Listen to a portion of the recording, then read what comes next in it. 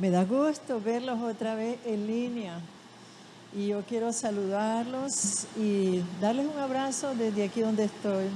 Dios les bendiga abundantemente. Hermanos y amigos que me miran este domingo, hoy es el 5º domingo que estamos saliendo por línea y creo que es un momento para detenernos un poco, para pensar, meditar y agradecer a Dios todo lo bueno que ha sido en estas 5 semanas de encierro. Nos ha mantenido con vida, estamos bien bonitos, llenos de vida, estamos firmes en la fe, estamos saludables física y espiritualmente y estamos creyéndole a Dios por un espíritu de sabiduría, de revelación de su conocimiento, para que nos alumbre los ojos de nuestro entendimiento y para conocer y saber mejor nuestro llamado, para conocer las bendiciones espirituales, para conocer las riquezas de la gloria de su herencia, para conocer la supereminente grandeza de su poder para con nosotros, que operó en él resucitándolo, sentándolo en los lugares celestiales, y que lo puso sobre todo principado, autoridad, poder y señorío, y sobre todo nombre en este siglo y en el venidero, y sometió todas las cosas bajo su pie, y lo dio por cabeza sobre todas las cosas a la iglesia. Y si él es la cabeza, nosotros, la iglesia, nosotros podemos tener también al enemigo debajo de nuestros pies. Quería hacerles este recordatorio. En todos estos días hemos aprendido tanto y hemos estado firmes en la fe sobre todo. Por eso démosle gracias al Señor. Y con todo esto nosotros podemos decir Ebenezer, Ebenezer. Hasta aquí nos ayudó Jehová. Todos podemos decir, digámoslo otra vez, Ebenezer. Hasta aquí nos ha ayudado Jehová. Y nos va a seguir ayudando hasta el fin de esta tribulación y hasta que nos podamos congregar. Aquí lo estoy esperando. Ebenezer es una expresión del Antiguo Testamento que significa roca de socorro. Samuel tomó una piedra, la llamó Ebenezer y la puso en un lugar entre Ebenezer y otra ciudad para que el pueblo judío siempre recordara el lugar donde el ejército de Israel recibió auxilio de su poder. Digamos, roca de socorro. La puso para recordar el auxilio de Dios al pueblo judío.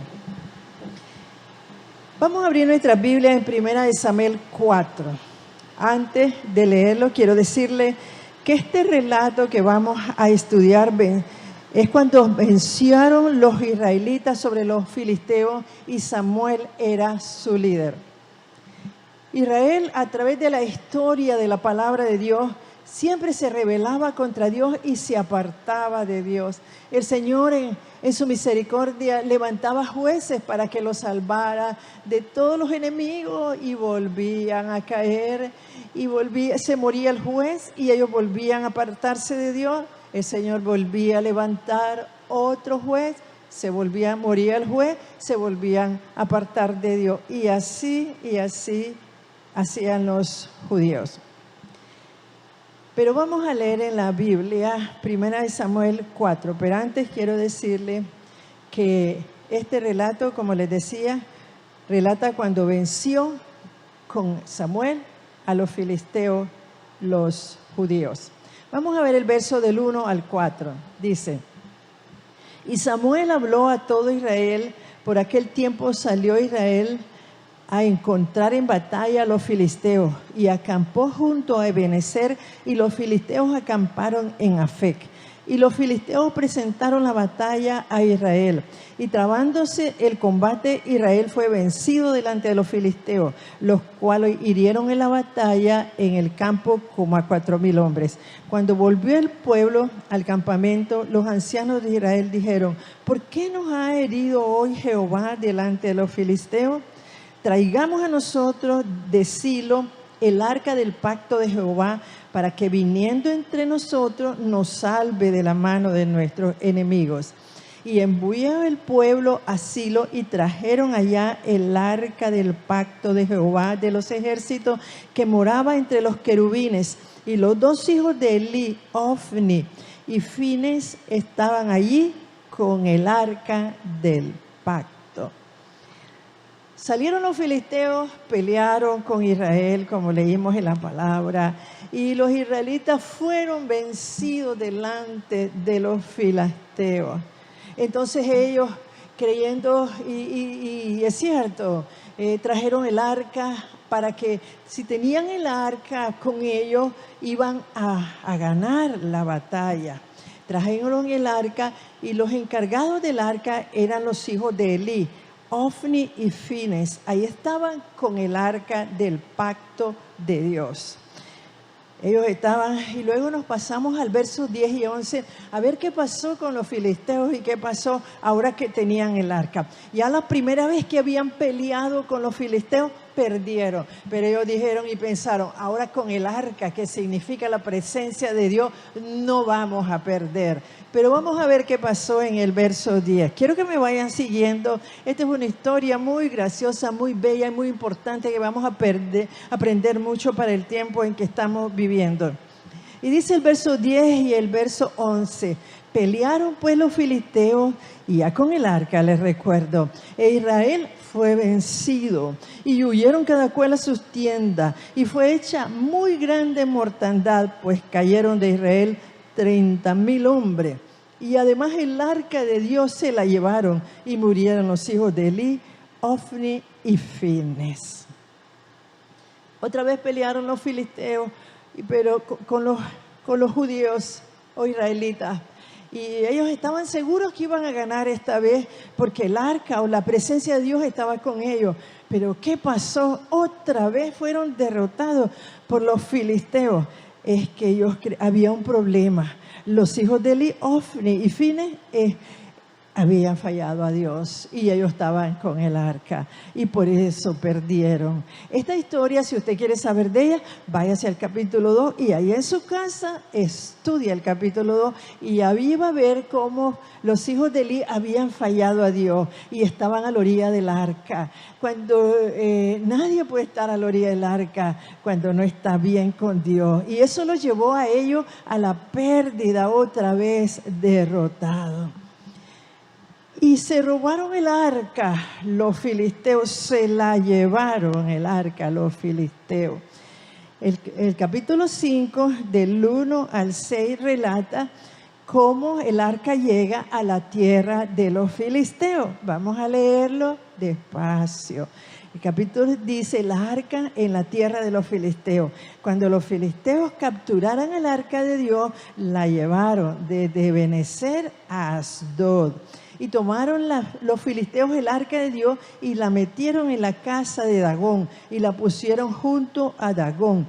Cuando al siguiente día los de Asdod se levantaron de mañana y aquí Dagón postrado en tierra delante del arca de Jehová, y tomaron a Dagón y lo volvieron a su lugar. Y volviéndose a levantar de mañana al día siguiente, Dagón había caído postrado en tierra delante del arca de Jehová. Y ahora la cabeza de Dagón y las dos palmas de su mano estaban cortadas sobre el umbral, habiendo quedado a Dagón el tronco solamente. Por esta causa, los sacerdotes de Dagón y todos los que entran en el templo de Dagón no pasan el umbral de Dagón en Asdod hasta hoy. ¿Qué pasó? Se tomaron el arca y se la llevaron junto a sus dioses. Ellos creían que la presencia del Dios nuestro era igual al Dios de ellos. ¿Y qué le pasó al pobre Dios de los filisteos? Primero que nada, cayó al suelo. Al día siguiente lo hallaron postrado delante del Dios de nosotros, delante del Dios de Israel, de Abraham, de Isaac, de Jacob. Pero ellos insistieron y lo volvieron a poner en su trono a Dagón. Y al día siguiente creían que lo iban a hallar igual que el arca. ¿Y cuál es el susto? Que lo hallaron no solo en el suelo, sino sin cabeza y no sé cuántas cosas más en la arabajanda, en los brazos, solo el tronco de Dagón. Y entonces sí, se asustaron, ¿verdad? Y ya no volvieron a pisar en el templo de Dagón. Y además de eso, agravó a todo el pueblo con tumores malignos. Ellos ya se empezaron a asustar. Ya Dios estaba orando con el pueblo de Israel. Ya Dios se estaba levantando a favor del pueblo. Ya estaban temblando ellos ya. Por tanta que les estaba pasando por poner el arca a la orilla de sus dioses. El arca de Dios nunca se pone a la orilla de ningún Dios, nunca se postra a ningún Dios, nunca, nunca, nunca. Entonces dice, hay que devolver el arca, hay que devolver el arca. Esta arca está haciendo muchas cosas que no nos conviene, no nos conviene el arca. Mire cómo hizo con nuestro Dios, lo que está haciendo tantos tumores. Y ellos, yo me imagino que se reunieron todos ellos, los sacerdotes de este Dios, y entonces planearon, y así fue, está escrito en la Biblia, planearon cómo devolver el arca a ellos. Hay que darles el arca, hay que darle la presencia de Dios, hay que dejarlos que canten, hay que dejarlos que alaben a Dios, hay que dejarlos que prediquen. Mejor devolvámosle el arca, devolvámosle la presencia. Y en todo el capítulo 6, ellos vieron todo el proceso para devolver el arca y la devolvieron. Ahora nos vamos al capítulo 7 y ahí nos vamos a quedar un ratito. Dice el verso del 1 al 2 en el capítulo 7, vinieron los de Kiriat Jearim y llevaron el arca de Jehová y la pusieron en casa de Abinadab, situada en el collado, y santificaron a Eliezer su hijo para que guardase el arca de Jehová. Ya habían entendido y ya no pusieron a nadie que estuviera mal con Dios. Pusieron a Eliezer, lo santificaron para que el arca no fuera más tocada, para que nadie se acercara al arca, para que Dios mismo custodiara su arca, porque estaba alguien que se había santificado. Desde el día en que llegó el arca a Kiriat Jearim pasaron muchos días, 20 años, y toda la casa de Israel lamentaba en pos de Jehová. Ya habían recuperado el arca, sin embargo ellos estaban deprimidos, ellos estaban con dolor en su corazón, ellos querían que Dios volviera con ellos y ellos volver con Dios, pero ahí estaban llorando 20 años solo contemplando el arca de largo. Entonces se levanta Samuel, Dios lo levanta a Samuel y veamos qué pasó con Samuel. ¿Qué hizo Samuel para ayudar al pueblo, para que Dios ayudara al pueblo, para que ese pueblo fuera libre de los filisteos? Y dice la palabra del verso 3 al 6 del capítulo 7. Samuel fue de Israel. Habló Samuel a toda la casa de Israel, diciendo: si de todo vuestro corazón os volvéis a Jehová y quitad los dioses ajenos y a Astarot de entre vosotros y preparad vuestro corazón a Jehová y solo a él servid, y os librará de la mano de los filisteos. Entonces los hijos de Israel quitaron los Baales y Astarot y sirvieron solo a Jehová. Y Samuel dijo: reunid a todo Israel en Mizpa y yo oraré por vosotros a Jehová. Y se reunieron en Mizpa, sacaron agua y lo derramaron delante de Jehová, ayunaron aquel día y dijeron: contra Jehová hemos pecado. Y juzgó Samuel a los hijos de Israel en Mizpa. Amén. Bendito sea Jesucristo. Dice la Biblia que ellos pusieron, estos 20 años ellos lloraban. Sentían que Dios los había abandonado. Se sentían lejos de Dios. No tenían fuerzas para buscar a Dios. no sabían qué les pasaba, llorando y llorando, a Dios los había abandonado. Pero pasaba algo en ellos. ¿Por qué no se levantaban? ¿Por qué se mantenían postrados allí, llorando solo? Ya tenían el arca y sin embargo no podían levantarse. ¿Por qué? Porque deseaban la presencia de Dios, pero hacían sacrificio a los ídolos, hacían sacrificio a Astorat.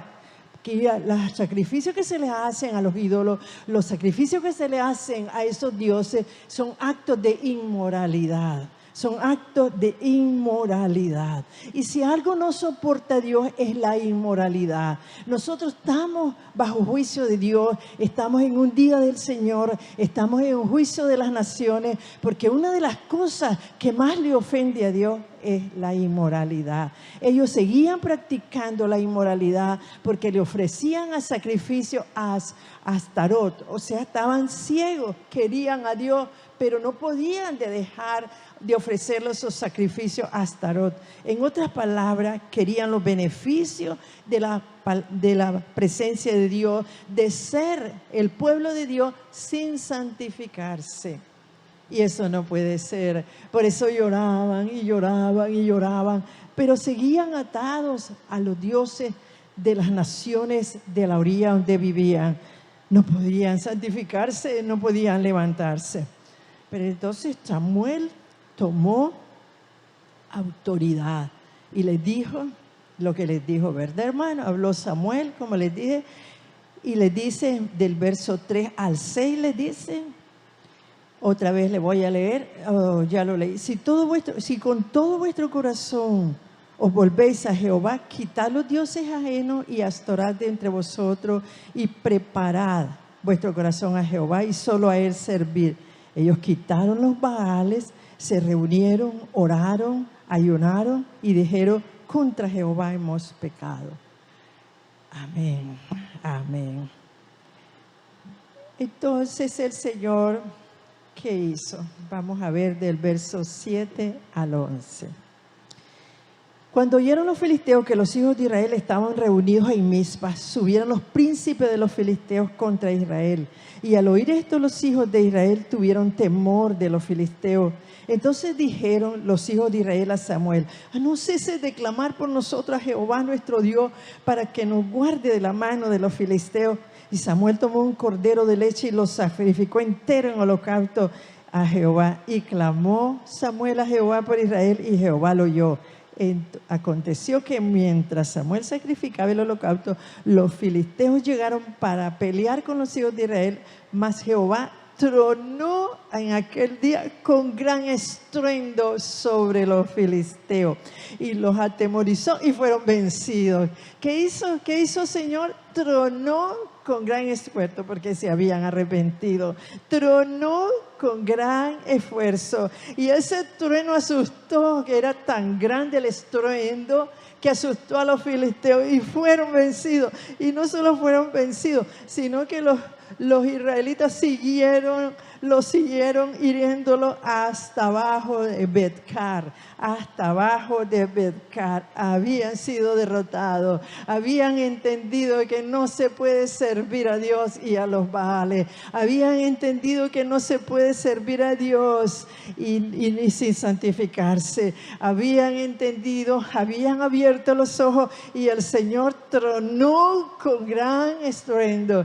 Digamos todos juntos, tronó con gran estruendo y los filisteos tuvieron miedo del trueno de Dios con gran esfuerzo, con gran estruendo. Bendito sea Jesucristo. ¿Y qué pasó después de esto? Dice el verso 12 al 14. Tomó luego Samuel una piedra y lo puso entre Mizpa y Sen y le puso por nombre Ebenezer, diciendo, hasta aquí nos ayudó Jehová. Y así fueron sometidos los filisteos y no volvieron más a entrar en el territorio de Israel. La mano de Jehová estuvo contra los filisteos todos los días de Samuel y fueron restituidos los hijos de Israel las ciudades que los filisteos habían tomado a los israelitas desde Ecrón hasta Gat. E Israel libró su territorio de la mano de los filisteos y hubo paz entre Israel y el amorreo. ¿Qué hizo después de la victoria? ¿Qué hizo Samuel? Tomó la roca, digamos la roca, y la puso en un lugar para que todos los judíos, los israelitas, los hebreos, cada vez que ven esa roca, supieron que Dios les ayudó. Era la roca de apoyo, era la roca que significaba la ayuda de Jehová, el poder de Dios, la roca. Nosotros podemos decir en estos momentos, Ebenezer, hasta aquí nos ayudó Jehová. Aquí podemos poner nuestro Ebenezer, nuestra roca, en este lugar en que estamos en este momento de tribulación. Nuestra roca es Jesucristo. Entonces la ponemos enfrente de nosotros de manera que la veamos cuando la veamos a la derecha, cuando volteamos a la izquierda, cuando vayamos de frente, vemos la roca. La roca es nuestro Señor Jesucristo, nuestro Ebenezer. A nosotros todavía nos falta un camino para recorrer. Pero ahora tenemos la roca, el Ebenezer, la seguridad de que nos ayudó estas 5 semanas. Ahora tenemos a la derecha y a la izquierda. Y cuando venga cualquier duda decimos, no. El que me ayudó hasta aquí donde estoy, me ayudará a terminar esta tribulación. Y me llevará hasta el final de ella. Y volveré a alabar a Dios congregada. Y volveré a servir a Dios. Y volveré a hacer las cosas que agradan a Dios. La roca, nuestro Jesucristo, el Ebenezer, hasta aquí nos ha ayudado y nos seguirá ayudando hasta el final. A nosotros los filisteos todavía no nos han dejado en paz. Todavía estamos en la batalla, pero tenemos la roca en el camino. Pero surge una pregunta, ¿qué necesitamos hacer para que los filisteos sean derrotados de una vez y podamos congregarnos? Bueno, primero necesitamos más fe. Segundo, revelación de otros dioses en nuestro corazón. A veces nosotros no tenemos solo a Jesús en nuestro corazón, la roca, sino que tenemos otras cosas, personas, trabajo, vicios, dinero. Todas esas cosas inundan nuestro corazón y le quitan el lugar. Y necesitamos entonces la revelación de otros dioses en nuestro corazón, de otros Astarot en nuestros corazones. Más arrepentimiento, más humillación, más ayuno, más lloro, más lamento. ¿Por quién? Por nosotros mismos, por nuestra familia, por la unidad de nuestra iglesia y de todas las iglesias que creen en Jesucristo. Y en un de repente Jehová tronará con gran estruendo y los filisteos huirán. Amén. ¿Y nosotros qué haremos? Nos gozaremos y alegraremos, lo alabaremos en su casa de oración, testificaremos de las maravillas que realizó en nuestra vida, en nuestra familia, en nuestro ministerio, en nuestras ciudades y en nuestras naciones, en este tiempo de tribulación. Amados hermanos, gocémonos que el león de la tribu de Judá rugirá muy pronto. Vamos a orar. Cierre sus ojitos y concéntrese en la oración que vamos a hacer. Señor, examínanos, mira nuestro corazón y revélanos si hay otros dioses. Los reconocemos, Señor, y nos arrepentimos de todo corazón. Te pedimos perdón por nosotros, por nuestra familia, por la iglesia y por toda la humanidad. Deseamos y queremos que intervengas en esta situación como lo hiciste a favor de Israel contra los filisteos. Anhelamos llegar al final de este túnel. Ayúdanos a permanecer con nuestra mirada puesta en ti cada día que nos falte para atravesar este túnel. Gracias, Señor, por seguir escuchando nuestro clamor. Gracias, Jesús. Te alabamos, Señor. Amén.